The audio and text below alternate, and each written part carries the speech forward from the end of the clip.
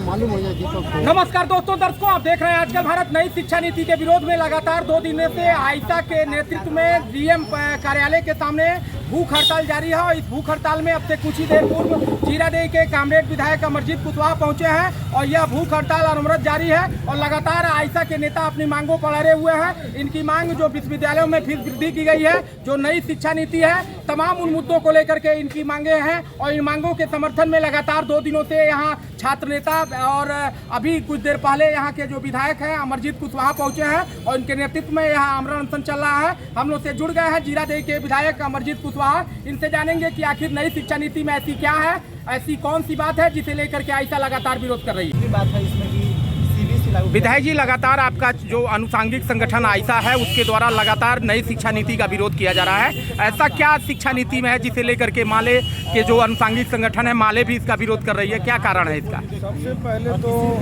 देख रहे हैं कि हमारे आयशा के सिवान इकाई के छात्रों ने हिम्मत करके, साहस करके आज यहाँ 2 दिन से भूख हड़ताल पर बैठे हुए हैं। और इन लोगों का जो मांग है, नई शिक्षा नीति सरकार को लाई है केंद्र सरकार, उस नीति को सरकार वापस ले। इस नीति का सबसे पहला जो दोष है, इससे गरीब छात्र शिक्षा से वंचित हो जाएंगे। ये गरीबों को शिक्षा से वंचित करने की पूरी योजना है और शिक्षा जगत को कारपोरेट कंपनियों को सौंप देने की पूरी प्लानिंग है। उसी के तहत सरकार इस पर काम कर रही है। हम देख रहे हैं कि बिहार का गवर्नर जो केंद्र सरकार द्वारा भेजा गया है, सरकार को भी बाईपास करते हुए बिहार सरकार के तमाम विश्वविद्यालयों में इस नई एजुकेशन पॉलिसी को लागू करने के दिशा में प्रयास शुरू कर दिया है, जो लोकतंत्र के खिलाफ है। अगर आपको लागू करना है तो सबसे पहले सरकार बिहार से भी, कम से कम बिहार असेंबली में भी बिहार सरकार से भी अनुमोदन लेना चाहिए। तो ये कुल मिला के शिक्षा को बेचने की योजना है। और छात्रों ने जैसा बताया कि 4 ईयर जो स्नातक का पढ़ाई शुरू होगा, हर साल 1-1 डिग्रियाँ थमा दिए जाएंगे। पूर्ण डिग्रियाँ लेने के बाद जो है वही उस डिग्री माना जाता है। ये सब डिग्री का कोई वैल्यू नहीं है, ये नौटंकी है। और हर साल एडमिशन लेगी सरकार, उसके बाद से उसके चार्ज अलग अलग लगेंगे। कुल मिलाकर के जो डिग्रियाँ 6,000 रुपया में मिलती थी, अब 46,000 रुपये छात्रों को देना पड़ेगा। तो ऐसे भी हम लोग बिहार के जो आंकड़े हैं देखते हैं कि बिहार के 80% गरीबों के जो बच्चे होते हैं वो हाई स्कूल जाते जाते, इंटर जाते जाते उनकी पढ़ाई छूट जाती है, वो पूरा ही नहीं कर पाते हैं। बहुत बच्चे खुचे कुछ लड़के जो है स्नातक में एडमिशन लेते हैं और इसको भी इतना महंगा बना दिया जाएगा कि उसमें भी अब नहीं पढ़ पाएंगे।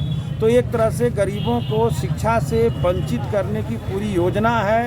ये आरएसएस और भाजपा का प्लान है और पूरे शिक्षा जगत को कारपोरेट कंपनियों को देने की पूरी योजना है, जिसका हम लोग पुरजोर विरोध करते हैं। छात्र संगठन आयशा ने इस लड़ाई की शुरुआत किया है। ये लड़ाई आगे बढ़ेगा और हम तो छात्रों से आग्रह करेंगे कि भूख हड़ताल आप लोगों ने 2 दिन किया, इन लोगों ने कहा कि भाई कोई पूछने नहीं आया, तो मैं एक शहर के माध्यम से कहूँगा कि किस्मत में लिखा है परदेश तो वतन को याद क्या करना, आज जहाँ बेदर्द हाकिम बैठा वहाँ फरियाद क्या करना। यहाँ दिल्ली में बैठा हुआ जो हमारा जो है शासन करने वाला जो प्रधानमंत्री है, वो इतना बेदर्द है जिसको कोई लोगों के दर्द से लेना देना नहीं है। छात्र भूखे बैठे हुए हैं और एक भी एजेंट पूछने नहीं आते हैं कि आप क्यों बैठे हुए हैं। और ज़बरदस्ती ये शिक्षा नीति को लागू कर रहे हैं। सिर्फ इतना ही मामला नहीं है, नई शिक्षा नीति को पूरी तौर पे भगवाकरण करने की भी योजना है। जादू मंत्र की पढ़ाई होगी, टोना और भूत का पढ़ाई होगा। अब देख रहे हैं पटना बनारस यूनिवर्सिटी में अब जादू मंत्र, टोना, भूत का पढ़ाई शुरू करा दिया गया। और जितने प्रगतिशील लेखक थे उनके कोर्स को किताब से हटा दिया जाएगा। भगत सिंह की पढ़ाई नहीं होगी, अंबेडकर की पढ़ाई नहीं होगी, प्रेमचंद की नहीं होगी, राहुल संकीर्तन की नहीं होगी। इस तरह से जितने बड़े बड़े महान कवि रहे हैं जिन्होंने देश दुनिया को आईना दिखाया, उनका भी हटाया जाएगा, उन लेखकों को भी हटाया जाएगा।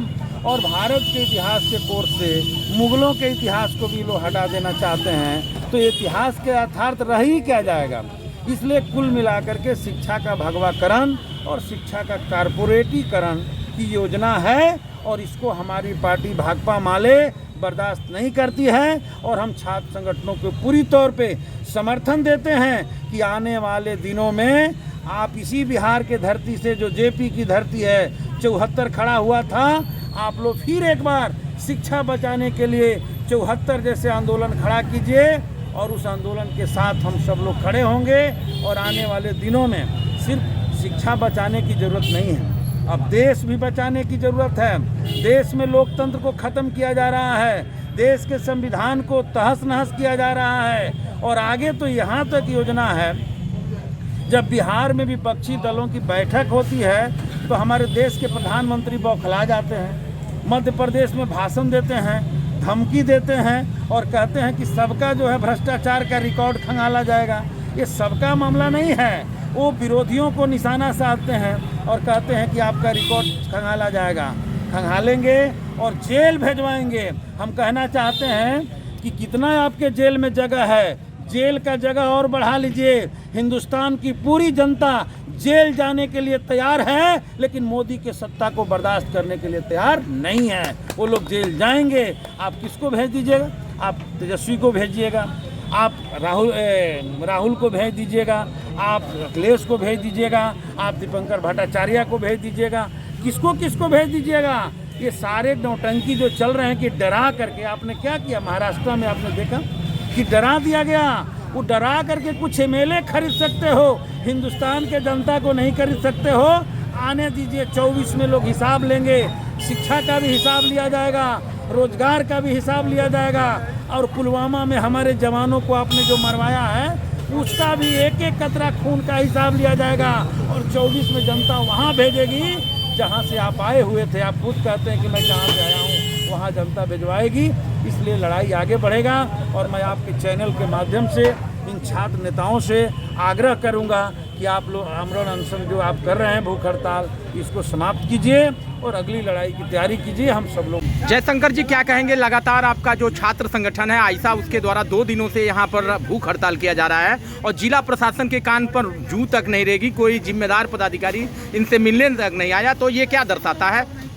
देखिए, आज 2 दिवसीय जो भूख हड़ताल चल रहा है उसमें हम इनकलाबी नौजवान सभा की तरफ से हम समर्थन देने आए हैं और मैं कहना चाहूँगा कि प्रशासन की तो हम लोग जानते ही हैं कि बिहार और देश की प्रशासन की आज क्या स्थिति है। आज देश में जो चल रहा है कि आज देश में एक तानाशाही है और जब तानाशाही की देश में तानाशाही सरकार चल रही हो तो वही उस समय किसी अधिकारी से ये उम्मीद करना कि आकर के पूछे, ये बिल्कुल ही एकदम बिल्कुल कहा की बात ये ठीक नहीं है। क्यों? हम लोग जानते ही हैं कि प्रशासन नहीं पूछेगी, लेकिन हम लोग 2 दिन हड़ताल पर बैठे रहे क्योंकि हमारी लड़ाई है कि इस देश में से शिक्षा बचनी चाहिए।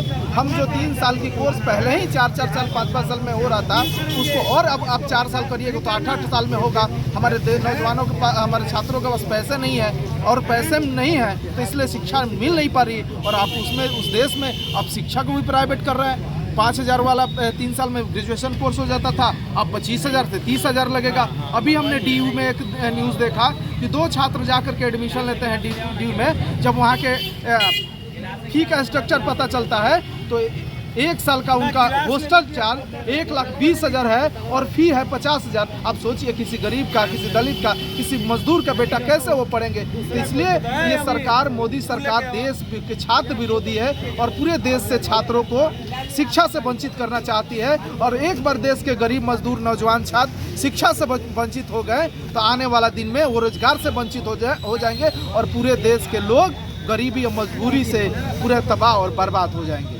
जयशंकर पंडित, इनकलाबी नौजवान सभा प्रदेश सह सचिव।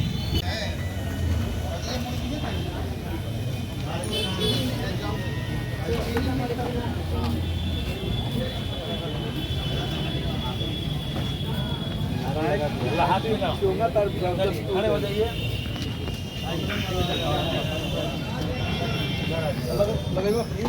जिंदाबाद जिंदाबाद जिंदाबाद इनकलाब जिंदाबाद जिंदाबाद जिंदाबाद आइसा जिंदाबाद जिंदाबाद जिंदाबाद आइसा जिंदाबाद जिंदाबाद जिंदाबाद आइसा लड़े चलो लड़े चलो लड़े चलो।